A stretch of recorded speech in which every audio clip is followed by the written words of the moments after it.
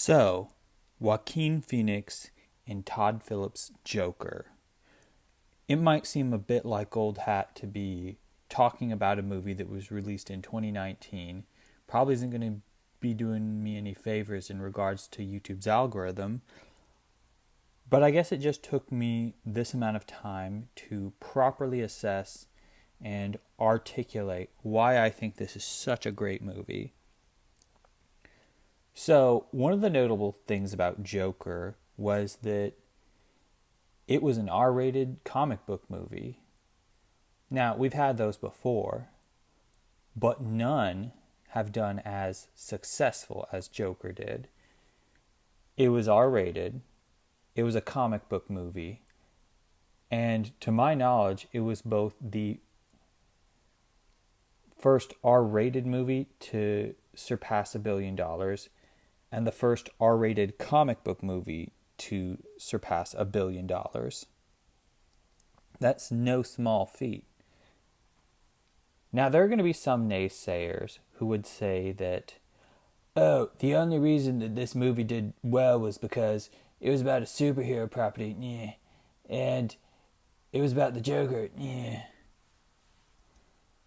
And while I do think that the IP of the Joker was a significant factor in its success, you can't deny that it was just a good movie. Because as both Batman and Robin and Batman Forever have taught us, intellectual property or IP is not enough to get butts in seats. A movie that does that business like so successfully, there has to be something to it. It has to be solid. And when you take into consideration that it was made for a fraction of what superhero comic book movies were made on, its $1 billion mark is even more astounding. So what made this movie so good? So this movie, you could say, is an internal piece. It deals with what goes on inside of a character's mind. Now, there are a lot of movies that do this, but it does it in a very significant way. So, great character studies, they have internal and external struggles. The way the Joker starts off is with the external struggle, and then it sort of hints at the internal. And by the second act, it switches things up. The internal struggle takes the main center stage, and it seems as though the external struggle is sort of like the B story in that.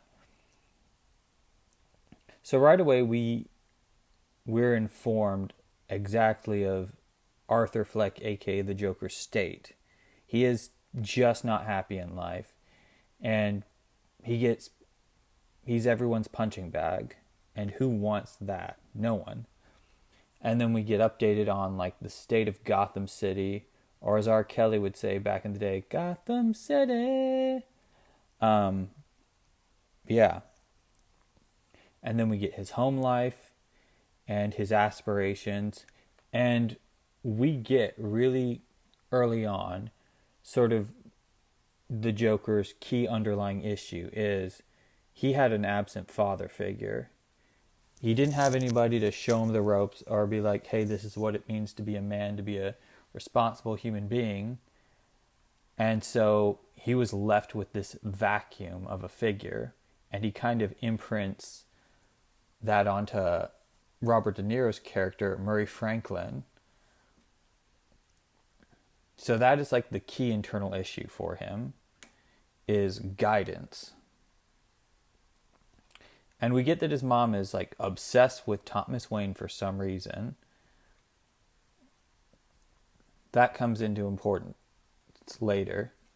So what happens is,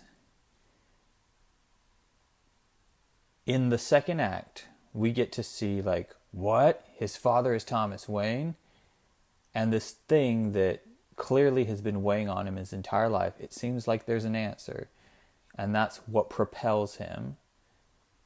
And then at the very end of it, we find out, oh, he not only didn't have a father figure, but the person who he thought was his mother wasn't really his mom. I mean, she was his mom, but what his mom symbolizes is the idea of Arthur being quote unquote normal.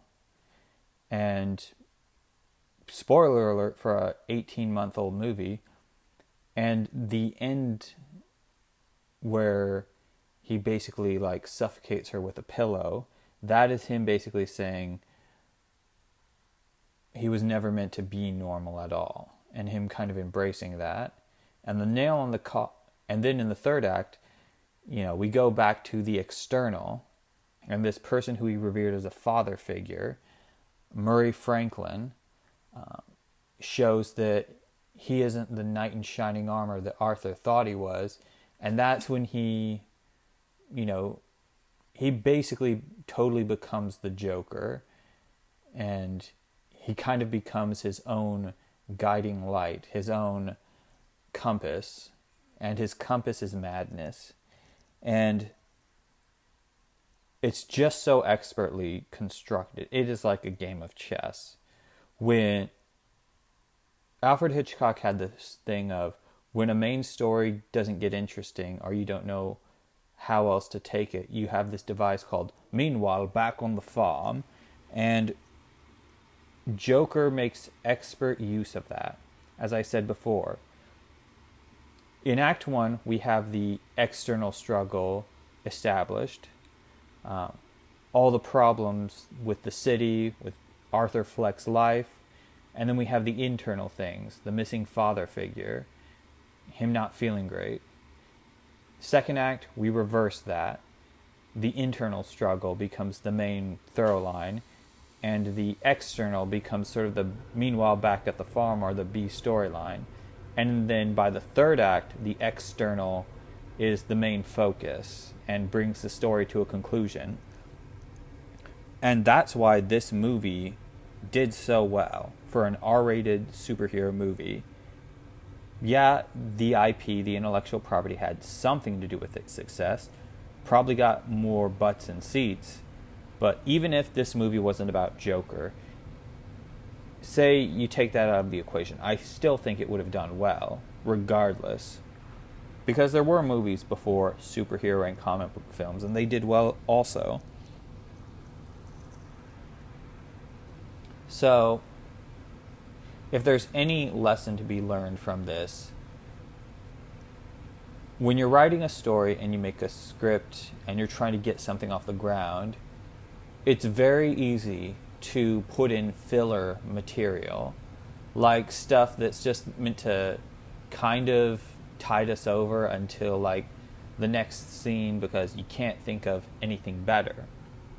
And it's a lesson to filmmakers of, that's not going to work. So, yeah, and that's the direction I think we're heading towards. It's kind of this competition in filmmaking and in storytelling. The stuff we used to get a pass for back in the day, because not as many people were making films, we can't get away with nowadays. It's tougher than it used to be, and that seems unfair. But the reality is, if you want to succeed, you've got to take note of that. So thank you to Todd Phillips and Joaquin Phoenix for making this movie. You guys did an awesome job.